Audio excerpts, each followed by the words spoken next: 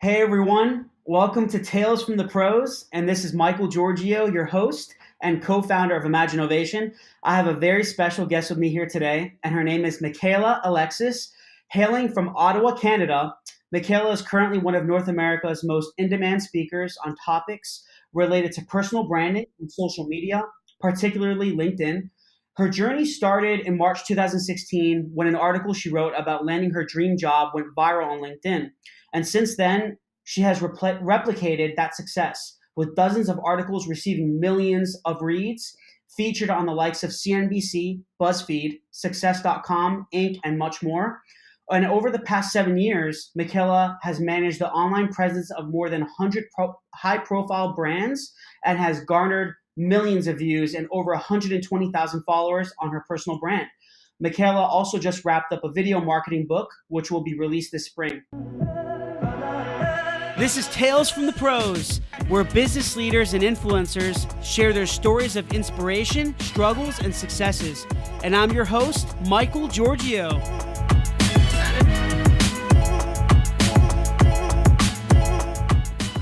Michaela, thanks so much for being with me here today. I really, really appreciate your time.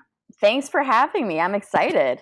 Yeah, I'm excited as well. I think we had a good conversation before we actually went live, but it's always good to kind of get comfortable. And I love your story, and it resonates with me in my life as well. And I think it can resonate with a lot of people. And I think you just have some amazing insight to provide. Oh, no pressure. Yeah, no pressure. Right? Well, thanks again. I really appreciate it. I know you're super busy and always traveling and doing all this content that I see all over the place, which we'll talk about in a second. So Michaela, what really inspired me to reach out to you was essentially, first of all, like I said, I see your content all over LinkedIn and these videos everywhere. And I love your authenticity and just validity and trust that you build. And it's just very honest and raw content. And I know you're speaking at the Inbound conference, which is fantastic. And I know you're super excited about that. And if you meet Gary Vee and all these top guys, you gotta hook a brother up here. Well, you know what's funny? So my very first keynote was at the Sony Center in February, in front of 2,000 people after Gary Vee, and everyone asked me, they're like, "What's Gary Vee like?" I'm like, I have no idea. It was my first keynote. You think I was like spending time trying to meet Gary Vee? I was in the green room panicking, sweating, and rehearsing. So maybe next time. No worries. I'm sure you're going to meet some amazing people though. So that's going to be such a good experience for you and just learning. And that's so cool. So, well, really, essentially, like, Michaela, what triggered you to start building your personal brand? Tell me a little bit about that story. Yeah, I think my personal brand really was born out of frustration being a job seeker and playing by rules that other people told me to follow.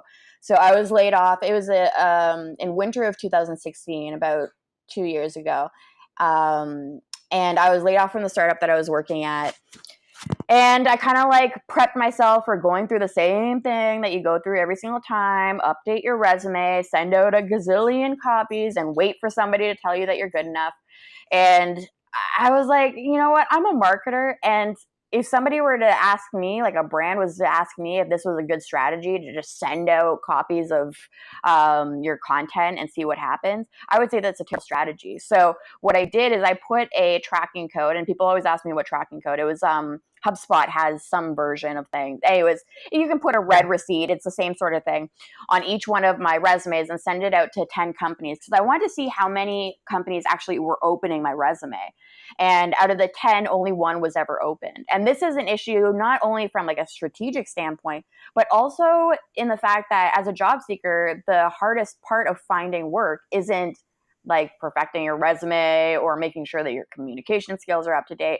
It's about confidence and maintaining confidence. And, you know, whether we believe it or not, if you send out 100 resumes and you get no calls back, so you're going to take a hit on your self-esteem and on your confidence. So I was like, no, I need to maintain my confidence. I need to find a better way of approaching this. I mean, at the time, it seemed really strange that we have all these platforms like LinkedIn. Social media has become part of our daily routine. Technology has become part of our daily routine. And yet people were still hitting the streets when they needed a job. It doesn't make sense. And so I started basically writing on LinkedIn about marketing and social media, and really adapted this approach that I call the show, don't tell approach. Because so many people are like, I'm so good at this. Well, okay. But so are 50 other people. Then they're all saying the same thing. So I wanted to be that person that said, I am a creative marketer, and this is how well I market myself. So I created a chocolate bar resume. I started writing articles on LinkedIn. I spent, honestly, from the morning, the moment I woke up in the morning till the time I went to bed, I was spending time reaching out to people in my community, reaching out to recruiters, reaching out to basically anybody that would connect with me, reaching out to authors and people that I thought were doing some work that I wanted to be doing, and connecting and nurturing those relationships. And finally, I got to a point where I'm like, I think that I can leverage this community to help me find work. So I put out this post on LinkedIn, and I said, for this next gig, I'm not going to send a single resume. I'm relying on the community here to help me find my dream job. This is what it looks like. This is what I bring to the table. If anybody knows of anything that kind of fits, then let me know. And what happened next just blew me away, because I didn't think a single person cared about who I was or my story. I thought maybe, I'll end up getting a couple leads out of it. And what I found instead was that strangers were reaching out to me saying, we don't have a job opening, but we do have an opening at all times for people that are as bold as you. And I'm like, I didn't think I was doing anything courageous. I was just frustrated. And so I went from being a job seeker that was frustrated to going on, honestly, like 3 interviews a day, and ended up getting 4 job offers within 2 weeks, and wrote an article called How I Landed My Dream Job in 2 Weeks on LinkedIn. Basically, because so many people were like, okay, where are you interviewing now? What happened? Because I went quiet for a little bit. And so it was really written to just update people on where I was at, and how I had done what I did. And what happened next blew me away, because I had been in marketing for a very long time and done the pretty white papers and all of that stuff. And all of a sudden, this thing was going massively viral, to the point where I at first thought it was a glitch on my phone, because I couldn't open LinkedIn on my phone. And then I tried on desktop, and my analytics were just shut down. Like, they broke the internet. And I went from, a couple hundred followers to 13,000 followers within that week, which is crazy. So yeah, as a marketer, I was like, okay, this thing that took me half an hour to write, I stole memes off the internet. It was completely unpolished. Why did it do so well? And it turns out that regardless of the fact that everyone was saying LinkedIn was this like stale conservative platform, the truth was in the numbers. It was relatable, it was conversational, and it was helpful.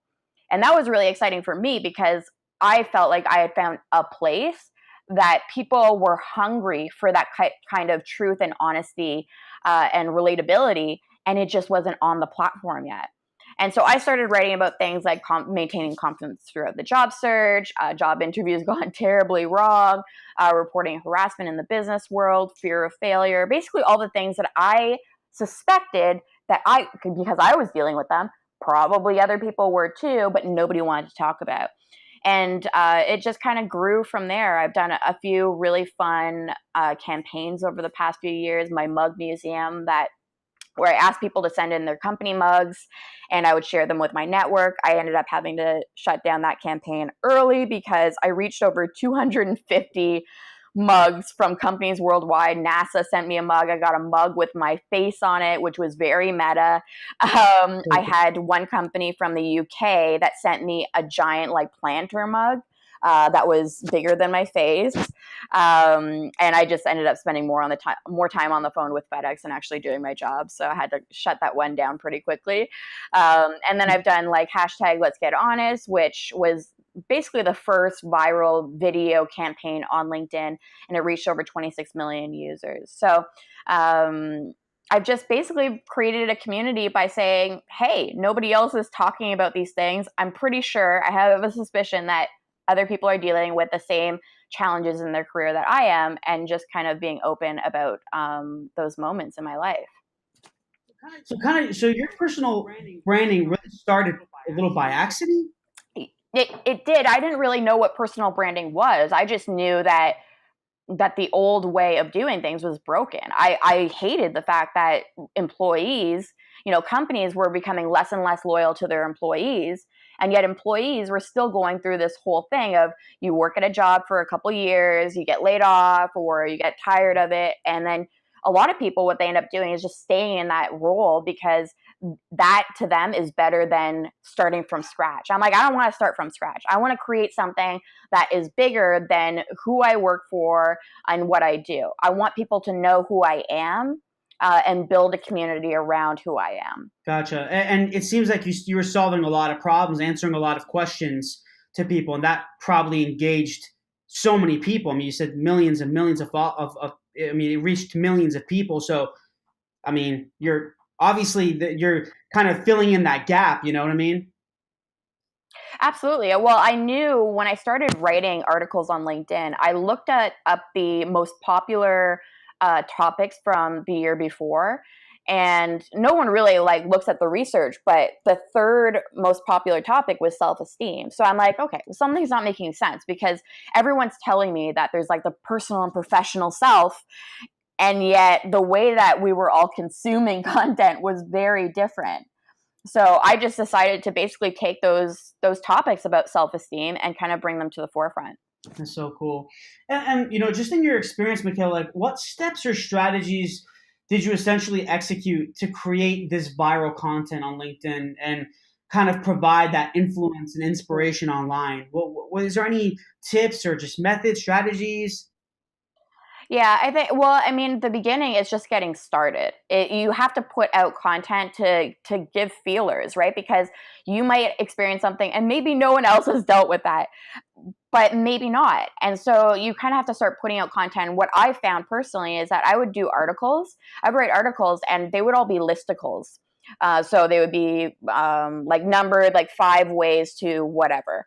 And the reason that I did that was because I wanted to see which pieces of the article was resonating most with people. So if people were saying, I really liked, there's one that I did and people were talking about, the title was Make Fear Your Passenger, Never Your Pilot. And people kept referring back to that part of the article. So I'm like, okay, well, this topic is pretty important to people. Let me dive in deeper to that. So in the beginning, it's a lot of experimentation, and people will send you messages and tell you what resonated with them. And it's just about kind of auditing what people are reacting most to and then building it up from there. So in the beginning, it was tough to kind of figure that out. Now I'm at the point where I know my audience so well. We've been hanging out on LinkedIn for over 2.5 years. And they're very honest and very open with me. And I've been able to create that dialogue so that I'm not searching for topics. They're telling me what is important to them, and I'm just addressing those concerns. What about the type of the style of messaging? So it seems like you did a lot of research, and you kind of you have this trial and error approach, which is great because you can't just go out there and think, oh, I know my exact audience. I mean, no one really knows straight away. Sometimes it takes companies and brands years and years and years to understand and solidify their audience, right? And then they can target that audience effectively. But it's a tough situation sometimes, right? But so it seems like you did research analysis on your audience, you understand what resonated with them, and then you attacked it. So after that, did you get into the style of messaging? I mean, video is big now, and I see a lot of your fantastic videos and authentic videos. Or do you think it's still written? Is still a lot about written content too, or just more of the style of messaging? Yeah, I think regardless of what format you're putting your content into, you have to, what I call, cover your content in strawberry jelly. So when I was younger, my mom, or I hated pills. So my mom would take the pills and she would put them in strawberry jelly and she would spoon feed it to me. So every time I'm writing content, I'm always thinking about how I can deliver that more effectively. And I try to write with as much humility as possible, meaning that I'm not going to tell you how to live your life or what you should be doing. I'm going to share my struggle, my journey, and I'm going to share the lessons that I learned through that journey. So it's all about kind of incorporating those storytelling techniques, whether it's applying humor, relatability, surprise, suspense, all of those classic storytelling techniques that have existed since the beginning of time, and applying them to your overall message. Because it's not enough, there's people that are like, it's all about being authentic. Well, yes and no. I mean, it's important to tell your story, but at the end of the day, it's not about you. It's about the person that's reading your story. So you can't just share the what, you also have to share the so what, or the what and the why. What you share, what it is that you went through and why it matters to the person that's reading it. And I think 99% of the people that are not getting the type of ROI that they're hoping for are missing one piece or the other. They're either sharing their story, but they're not sharing any lessons that they've learned, or how others can do the same, or they're sharing the why, meaning they're sharing what the person should be doing with their life, but they're not sharing how they've gotten to that conclusion. I see. I see. Yeah, I see that a lot. Actually, that's such a great point. I mean, because I see a lot of storytelling, and storytelling is very effective, like you said, it has an impact, but it's also getting very saturated. There's a lot of storytelling going on, and you know that even on Facebook, everyone has a story, they're sharing it, and they want people to resonate with it. But it's not just about yourself. You got to pour out these lessons and do it with humility, not do it with and the right. And I talk about this in a lot of my episodes, is about intent and motive about behind your message and behind your content, Mm-hmm. and even behind your brand and company. Why did you start this? Why are you doing this? Why are you putting out this content? And you have to teach these lessons to people, because people want to learn from you. They don't just want to hear your story. They actually want to take something from it, right? Right, Yeah. absolutely. Yeah, I think a good rule of thumb is always start with why. I mean, that's Simon Sinek's thing, but it's true. I mean, anything that you're creating, I talk to clients all the time, and they'll talk about, I really want to create content, or I really want to optimize my profile, and I have to kind of rein them in, say why. Why do you want to create content? Why do you want to create videos? Because we can get really caught up in all of this stuff too. Like, you see the shiny new thing, which right now is LinkedIn video, and people are like, no, I need to create video. But if you're super awkward on video, you're really uncomfortable, but you're a great writer, then that might not be the space for you. So it's all about, okay, well, why do you want to do video? Is it to reach people on a different level? Are you already creating content and want to reach a new audience that might not be consuming articles? But you need to figure out what kind of lessons you want to deliver, whether it's through education, you want to inspire, motivate, whatever it may be. But you shouldn't just create content for content's sake. I mean, even myself, I love creating content, but at the end of the day, it has to go back to my business goals. What am I trying to achieve? Yeah, exactly. And it seems like your dog agrees as well. I love it. Like I said, they're my background No, it's sound good. all I love times. it. Like, it kind of barks at the time where you need it. So, in your experience, kind of guiding and directing brands regarding their content and marketing, how do you? I mean, Michaela, how do you leverage your personal brand with your company without creating brand clutter and confusion in your Mm, audience? You know, because sometimes I see, I mean, with me, I own a company and we have this podcast, but you got to, I always make sure that I don't create confusion between the podcast and right, with the company. You know, you got to combine them right. somewhat somehow. You know, unless that's your goal, is not to combine them, but how do you really leverage your own brand with a company that you're building as well? So, well, two things. The first thing is that sometimes people think like their personal brand needs to be so closely aligned with the company that they work for that they need to have calls to action and they need to be super salesy with their personal brand. And that really is not the case. So, when I was working, when I landed my dream job at Grade A 2 years ago, what I noticed really quickly is that every single time I would post an article or I post an update, even if I didn't mention grade A, even if it had nothing to do with the company at all, we would see a spike in the website traffic and also on the company page. So it's important to remember that the trust that you can establish in your audience, that trust is very transferable to the brand that you work for, whether or not they are aligned. And that to me is really freeing, because it kind of like releases this pressure to always make sure that you're perfectly in line with the company that you work for. The second thing is that a lot of people don't consider company pages on LinkedIn. This is something that's very new for me, so I'm really excited to talk about it. So when I left the corporate world to become a solopreneur, I was faced with this issue, because I'm like, well, technically I haven't incorporated my company yet, but I'm trying to set myself up as a business. So what do I do on LinkedIn? And I created a company page, and the way that I use my company page, and you can take a look afterwards if anyone wants to see an example, and I don't see a lot of people doing this at all, is it's kind of a hybrid between a company page and a personal brand. So I'll share any events that I'm going to be speaking at. It still has that friendly Michaela approach, and it's actually called Michaela Alexis, but it is a business. And I use that to house my training videos. And the reason that I created that page to house like my LinkedIn specific content is because on my personal brand, not everybody that's following me cares about that stuff, right? I still do like my career advice. I'll share things that I'm passionate about. I write my articles. They're not necessarily directly tied to LinkedIn training, but I still want to set myself up as a LinkedIn expert, because I truly believe I am. And so how do I approach that? Creating the company page is really great for that, because not only do you have that separation between the two, but actually there's a couple things. You can share messages from your company brand onto your personal brand when you feel like it's relevant for your audience. The second thing is that on your company page, you can directly target specific people. I'm all about being super, super niche with your messages.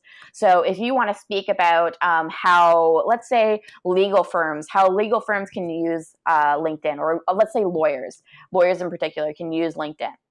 If I write a post or I do a video on my company page, I can actually choose them as an audience to send that message to, which to me is like so brilliant. And you can't do that on your personal page. So I don't know if that like completely answers your question. That's just kind of how I've approached it. And I can't believe how amazing it's been. Like I'm at 2,000 followers on my personal brand page in a month.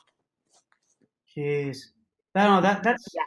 I love the detail that you get into it, and I'll interview some people on the podcast and ask them specific questions, but they'll give me very high level answers, kind of thing. They won't give me, because there's secret sauce to a lot of different tactics and strategies, right? And they don't want to sometimes give it out to to a huge audience, but I love the level of detail that you get into it, and yeah, this is great. People can find it. Well, I think that there's this fear of giving things away, Yeah. and I've definitely had that fear. But at the same time, from what I've seen, I do free training. I offer all sorts of free things, to the point that I'm at a place where if you really wanted to absolutely crush it on LinkedIn, you could look up most of my stuff and do it on your own.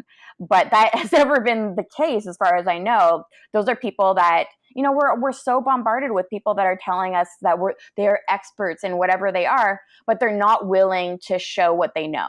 And I'm all about showing what I know, and I'm all about action too. So it's nice to talk theory and about how things work, but at the end of the day, let's get down to business and let's start making things happen. Yeah, I mean, if you give, you will receive, and you're leveraging, the trust that you're building, the authenticity, the stories, and it's resonating with a lot of people, like I said before. So when you have that trust, at least what I believe, you have that trust. When people start to trust you, they're going to start to trust your brand. Because you're really the face of the brand, right? So you're the face of the company, and they'll start to say, "Oh, I know this woman. I see her. Her seems very just honest and raw in the content, and I want to reach out to her. I think I think we can use her help." Yeah, I mean, that's what I'm hoping for. Fingers crossed. Yeah. And this goes into my next question. So monetization, right? We all want to. I mean, Mhm. we need to put it on the table. We need to pay bills. We need to make the company money. Life's not just about money, of course, absolutely, but you need to, like I said, pay bills. So with that being said, when you're building this personal brand, and you even have a company aside of that as well, how do you monetize that on LinkedIn? Because not all of us want to do pay-per-click marketing on LinkedIn. I know LinkedIn No, paid, it's paid expensive. right. Yeah. So go ahead with that. So I think that my approach has always, I'm like all organic, team organic. I love using organic content. I think that, if you can reach out to people that have already been following you for years and give them high value, that is the best place to be. I've always used storytelling when it comes to sales, even for my personal brand. So a good example is one post that I did a couple of years ago on my personal brand page, where I was talking about creating the values for Grade A Digital. So I was like writing the mission. And so I wrote the whole story about, it was 5 or 8 o'clock on a Friday night. My husband was asking if he should send a sleeping bag to the office, but I needed to figure out what was going to drive the company forward. And I finally got it. And then I shared the values. And then I added a call to action saying, what are your values? What do you stand for? And from the outside, it seemed like it was a story. But from a sales perspective, it was saying, these are the values of the company that I'm building. Are these also your values? Because if these are your values, then we should get in touch. And it was also calling other people to share their values so that I know how to approach them when I finally speak to them, and if they do become leads.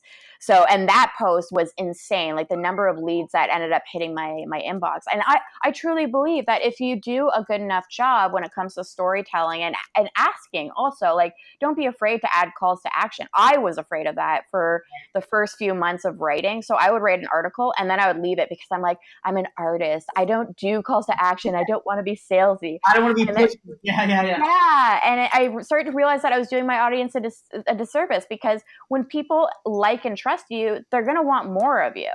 And, it's your job as a creator to lead them to the next step. Otherwise, they're kind of left on their own, and you're not driving that conversation. So if you write an article, you should be telling them what to do next. If you're using an article to drive leads, then you should tell them what the next step is to set up a consultation or a phone call. And that's okay to do also in LinkedIn posts. Just make sure, again, that you're providing value, because if the whole thing is just pitch, then it's not a great approach. The best way to think of it is, LinkedIn is, and all social media is, a handshake, not a sales pitch. So if you can shake someone's hand, tell them your story, tell them what you stand for, and then tell them how you can do business together, that's a winning combination. So it seems strange to say, yes, if you do this, if you have the right content and you're providing value, that you're going to have leads in your inbox. That's been the case for me for the past 2 years. So that's my approach.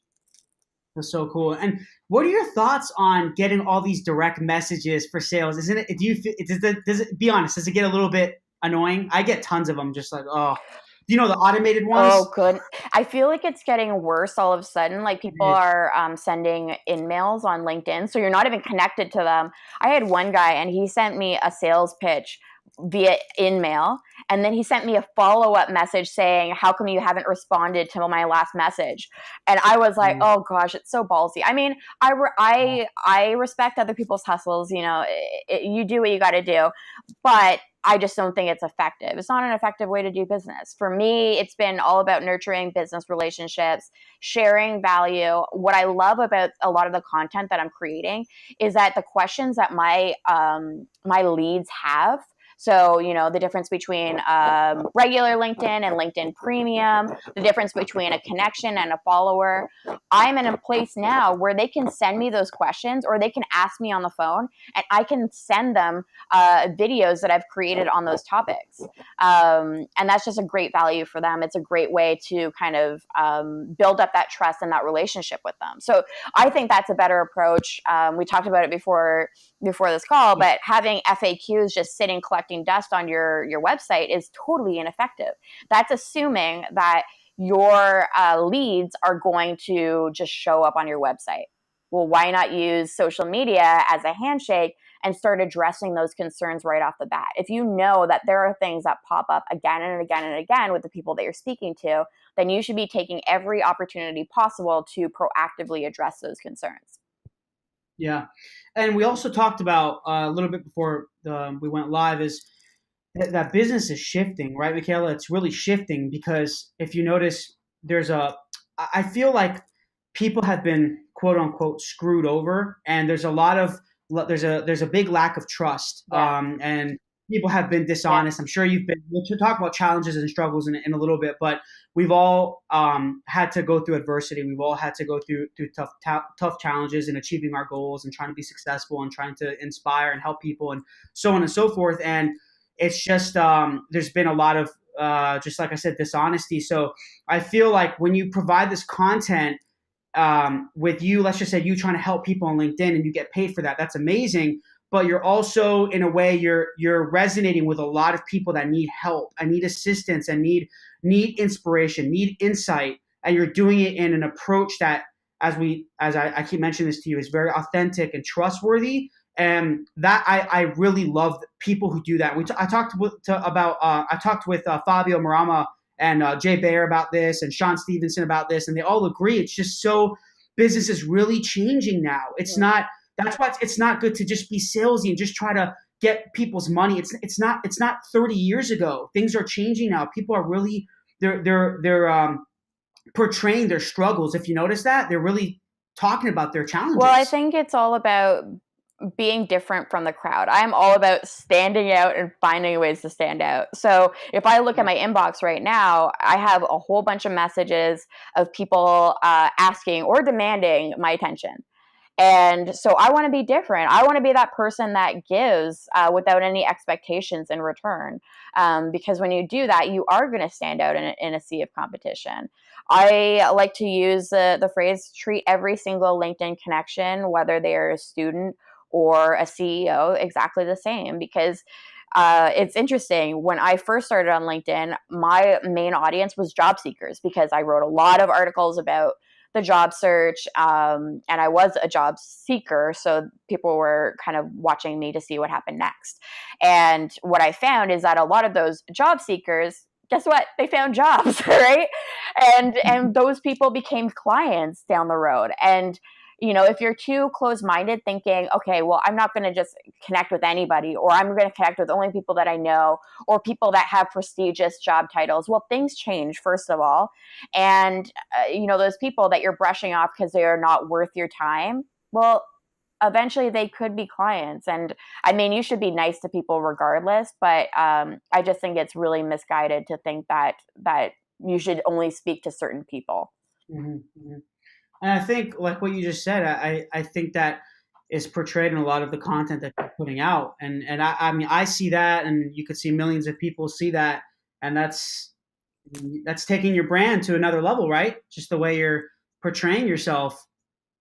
I hope so. I mean, at the end of the day, I want to create something that I'm proud of. I want to be true to myself. So, if I write content and it means that I'm not going to have a million followers and all of these huge brand deals, that's totally fine with me because, again, I'm always thinking about legacy and what do you want to leave behind. And for me, it's just about living life bravely and with integrity. And I think that again, like we've talked about it, there's not a lot of integrity in business. I've seen both sides. I've been the employee, I've been the employer, and it's messy. And I want to bring some heart to business. You should quote that. Bring heart to business. That's so cool. I love it. Oh man. So, I mean, many of us in business we're all creating consistent content and try to create influence and be, I call it inspirationalists. And so, Hmm. but Michaela, like, what are your thoughts on the different, there's so many different social platforms now. So what are your thoughts on the different social platforms, and how do you find which one suits you better in building that personal or even company brand? Because it's so Yeah, saturated now. You know what I mean? I look at Facebook, yeah, there's so much, it's all baby photos, and it's yeah. changing. Have you noticed that? It's just really changing. Yeah. Well, I think that, a lot of people will get concerned because they're like, well, I'm late to the game. Like I hear that all the time about YouTube. I hear that about Facebook. I hear that about all sorts of platforms. And to me, it's not about the number. Your voice and your story is completely different than anybody else's. And that is your unique value. And if you truly believe that, I do believe that you can succeed on any platform. That said, it's really about where you're most comfortable. For me, I am a writer first. I do video, but I'm a writer first. And LinkedIn was a place, I mean, I'm a nerd. I'm a huge dork. I would rather sit inside on a Sunday. I actually do this. I unplug and I spend the entire day listening to podcasts and reading. That is my idea of paradise. When I was little, my mom was like constantly trying to get me to go outside and be like a normal kid, but I wanted to read. I was like reading when I was 8. I was reading biographies of male Russian ballet dancers. Like it was so weird like that. But so LinkedIn was where my tribe was. Those were the people that were also reading nonfiction books, that wanted to learn and grow. I was obsessed with learning. I loved university so much that I stayed for 6 years. And so those are where my people are. So it really depends on what your vibe is, what you enjoy doing, because none of this should feel like work. Because all you're doing is just sharing who you are and what matters to you with the world. And so if it feels like work, you're probably doing it wrong. But in terms of the different platforms, I think LinkedIn is a really great space if you want to kind of set yourself up as a thought leader and share some value via education and motivation and inspiration. I think the community is actually really lovely because you can't be anonymous on the platform. So you have your name, you have your title, you have where you work. So I find that people are a little bit more kind on the platform. Yeah. Instagram is a space that I really, really love, not so much for the regular feed, but for Instagram stories. That's a really great space for me to kind of fill in the gap. So I'll go and I'll do a speaking gig, but what about everything that happened before I hit the stage? I like to use Instagram stories to kind of share the behind the scenes moments so that people can see what I go through to get to those points. So I kind of use that to fill in the gaps. Twitter is really great if you love conversation. It scares the crap out of me. I will not lie to you. I try to insert as much value as I can on that platform, but it is still a struggle. And then Pinterest is another one that I'm really looking forward to learning more about. I've had a bunch of friends recently that have told me about how much business they're generating through the platform. And it's businesses that you wouldn't expect either. Real estate agents, insurance agents, accountants. So I think that's a really great space to explore as well. So cool. And I really starting to love YouTube in terms of adding videos, and Mm-hmm. I love the platform and just it's so cool. But yeah, they're all incredibly saturated. But yeah, I don't think it's too late to get in it and reach a lot of people. I think it just comes down to I think your message and just the like the goals you're trying to reach and the style of the message I think is important, and the authenticity behind it, the purpose, the reason behind it, and there's just a lot of moving parts. But I mean, Mm-hmm. there's so much opportunity out there, I think, to reach people on a really high level. Oh, for sure. Just, I mean, the key is just have fun. Yeah. Just be yourself, have fun, talk about things that you care about, and everything will take care of itself. I think that when we start putting pressure on ourselves, like if I knew when I wrote my first LinkedIn article that I would be where I am today, I would have never posted. Because for me, I used to have agoraphobia. I am terrified on stage. I'm much better now. But I wouldn't have done all these things because I liked my quiet little life. But do it and have fun, and I wouldn't trade what I'm doing now for the world because it's amazing. But don't put pressure on yourself being like, I need to hit X amount of followers. I need to do just focus on helping one person and watch how things unfold. Because as soon as I started to change my intentions, that's when I really started to see myself grow online.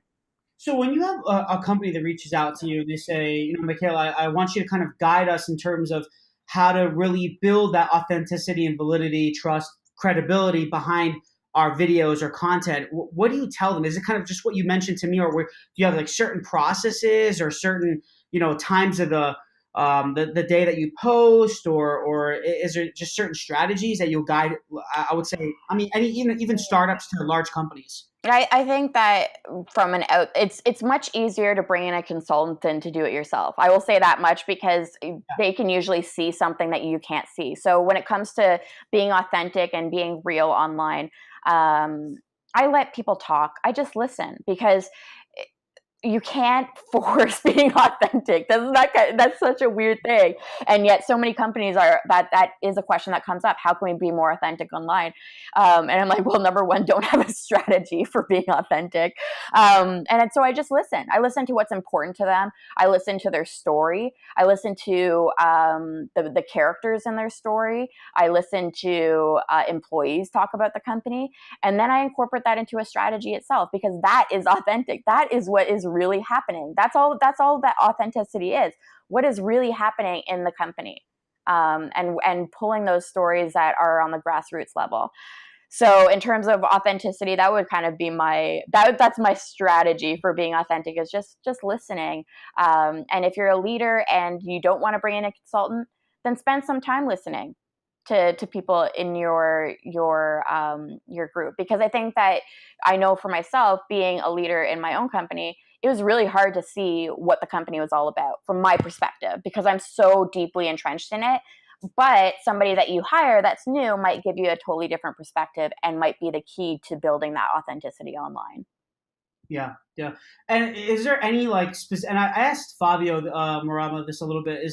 Do you have any tricks or anything in regards to like create like the video side of it? So creating videos receive high engagement on LinkedIn or YouTube, Facebook. So, and what I mean by that is you have to have like I've seen some people that have these intros for all their videos. You don't think it's needed. You think it's just film it on your iPhone, be very raw with it, Mm. or what do you feel about that? I think that, again, it all goes back to your personality. If you have this like spark of inspiration and you want to shoot a video, then shoot a video.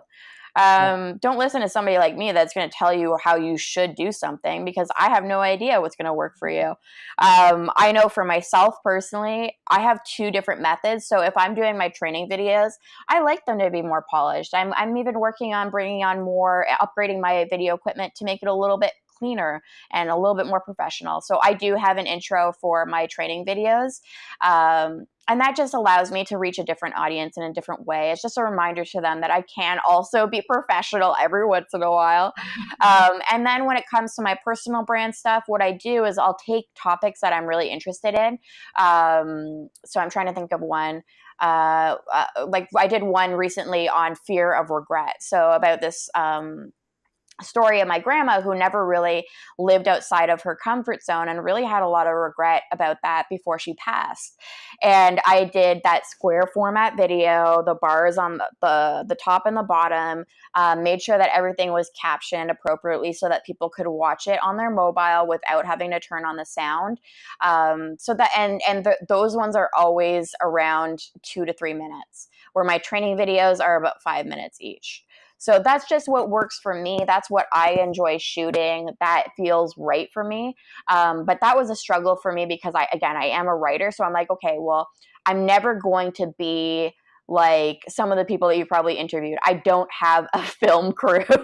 I don't have a producer. I'm not willing to put in the time to learn the ins and outs of video. It's not my thing. There are people that are always going to be much better at it than me. But what is my unique value? Well, I am a storyteller. So how can I effectively storytell on video without losing my mind trying to figure out the production side of things? Gotcha, gotcha. And yeah, no, I think that's awesome insight. Yeah, no, I absolutely love it. And we talked a little bit about this before, Michaela, was in regards to challenges and struggles, and talking about there's a bit of a lack of trust and Mm-hmm. people being honest. But to dive a little bit deeper, what in regards to your personal branding journey, what were some of the toughest struggles you had to go through, and how did you essentially overcome them? Oh gosh, I think I mean, I've had a few. When I first started writing, I've had some really hard times on LinkedIn. There was one time where I had just announced that I was thinking about writing an article about tackling negativity on the platform. And that was like really surprising to me because it was a real big trigger for a lot of people. There was nothing controversial in the update itself, but it seemed to trigger a lot of people that were frankly negative people. And I started getting death threats. Yeah, it was really, really bad. And I made the mistake of showing people that were close to me, like, what was going on. And like my business partner and my husband and everybody around me was like, just stop writing. Like, is this worth it? Please just stop writing. And I didn't. I actually used that as an opportunity to discuss that in the actual article, and how I dealt with it personally, and how I used that as a way to really examine the things that were bothering me and the triggers that I had, and why did this comment bother me versus another comment, and things like that. And then I realized over time that people that love you, you really shouldn't ask them for their opinion too much, because they're always going to try to protect you. So if I had constantly asked for permission to write articles, I probably wouldn't have written past the first 3. And so now I will write and then ask for forgiveness afterwards, because I have to believe that it's in my heart that this is something that's of value that I need to share with the world. And then the other one is when I made the switch from the corporate world to solopreneurship. That was a really big challenge, because not only did I need to come to the conclusion, make that decision for myself and explain it to my friends and family, but I also needed to share that news with over 120,000 people. And that is not easy to say. I thought that this was my dream job, and I'm sorry to let you down, but it's not. And I got mostly it was positive, but it was hard. I also filmed the entire thing. I filmed when I made the decision. I filmed after I had the conversation with my CEO.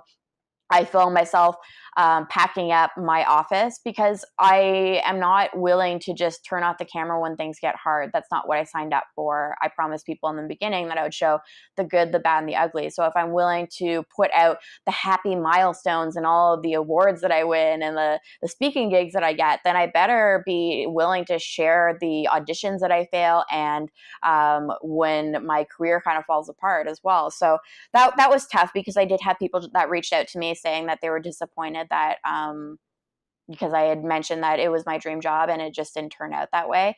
So I really did feel like I was accountable. So that was one of those moments that I was like, oh, this is the other side of all the great, because it's wonderful to have this community of people that have your back and support you along the way.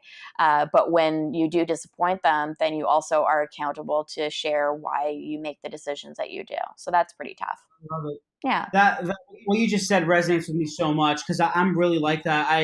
If there's I can't just show the successes. I want to show I want to show people some vulnerability. I won't do it all the time, but sometimes I like to show that, especially when I see you. Like, for example, if we ever meet face to face, you say, "How was your day?" I'm gonna say, "I mean, it was okay. It's been kind of tough. This is kind of what we're going through. You know what I mean? Like, I'll be honest with you, and that shows I'm real. I'm not just I don't have this cover, you know? Yeah, I think that as humans, we all have that responsibility to be a little bit more honest. Social media came along, and I think it's done atrocious things to people, where they're constantly scrolling through their feeds and looking at where other people are vacationing, the people that have gotten promotions, how perfect everyone's families are, when really that's not the case for any of us. Like, those are the highlights, and that person that has had a good day now feels like they are just not good enough, and I just don't think that that's right. Yeah, no, absolutely. Yeah, I definitely agree with that. So I always ask the last 3 questions. I call it the 3 hows, and it's: how do you define failure? How do you define entrepreneurship? And how do you define success? Okay, so let me start with the first one, because I have a really bad memory. So I define failure in living your life with shoulds. So if you are just following what other people tell you should do or should want or should need, then to me that's a failure. That's a failure for me personally when I live that way. And what was the second one? Entrepreneurship and then success. Okay, how would I define entrepreneurship? So I'm going to use an example of something that my business partner told me not long ago. So he said that entrepreneurship is like being on the highway. He's really into analogies, so I apologize. Being on the highway and everyone is stuck in traffic, and the entrepreneur sees this like this lane on the shoulder of the road, and nobody else seems to see it, but he's like, no, that's probably a lane, and they'll probably end up getting busted by the cops or something like that. But they're the people that see what everyone else doesn't, and I've definitely experienced that myself, where people around me seem to think that I am absolutely insane, because letting go of like the salary and prestige and all of this stuff that comes with corporate America or corporate Canada, I should say, to pursue my dreams seems a little nuts.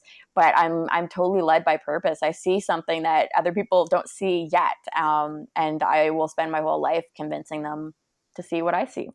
And Steve Jobs said that. Remember, Steve Jobs said that with being an entrepreneur or owning any type of business, you have to be a little bit insane. Yeah, well, you can't be an entrepreneur without taking risks. So I'm taking probably the biggest risk of my life, and it's terrifying, but it's also the most. I'm a reluctant entrepreneur. I'm not one of those people that like was born being like, I want to be like Steve Jobs. No, not at all. So, but now I feel so led by my purpose that I have no other choice. And what was the third question? And how do you define success? So I mean, I guess I would define success in the opposite way of how I defined failure. I think success is spending every day living life on your own terms, doing things that people say you can't do, and being as true to yourself as possible. And I think learning, if you can spend every single day learning for the rest of your life, I don't think that there's any greater joy. Maybe I'm just really into learning, but to me, that kind of shows that you're doing things that are outside of your comfort zone. Fantastic. Everyone that interview, they always have, some are similar answers, but I've heard some really, really unique answers for those last three questions. So I'm like, you know what? I'm going to keep asking them to everybody that I interview. You should put together like a white paper or a blog post of, because I'm interested. I love it. You're already thinking. I appreciate it. Yeah, sorry. That's the marketer side of me. So, where can everyone find you? So on my website, michaelalexis.com, on Instagram, if you're interested in seeing the gory, messy behind the scenes of my career, at Michaelalexis, on Twitter, Michaelalexis, and then on LinkedIn is where I spend the majority of my time, of course. It's just Michaela Alexis. It's just Michael with an A, Alexis. Fantastic. Michaela, this has been amazing. Thank you so much for being on the podcast. And like I said, it's been a great time talking to you and getting to know you. And I hope we stay connected. And I hope that people learn from this. This has been amazing. Thank you so much. Me too. Thank you so much. It's been such a pleasure. So much fun. Absolutely. Awesome. Well, everybody, this is Michael Giorgio from Tales from the Pros. And until next time, thanks. Hey guys. Thanks a lot for watching Tales from the Pros. Please subscribe to our YouTube page and also follow our social media. There are links somewhere around here.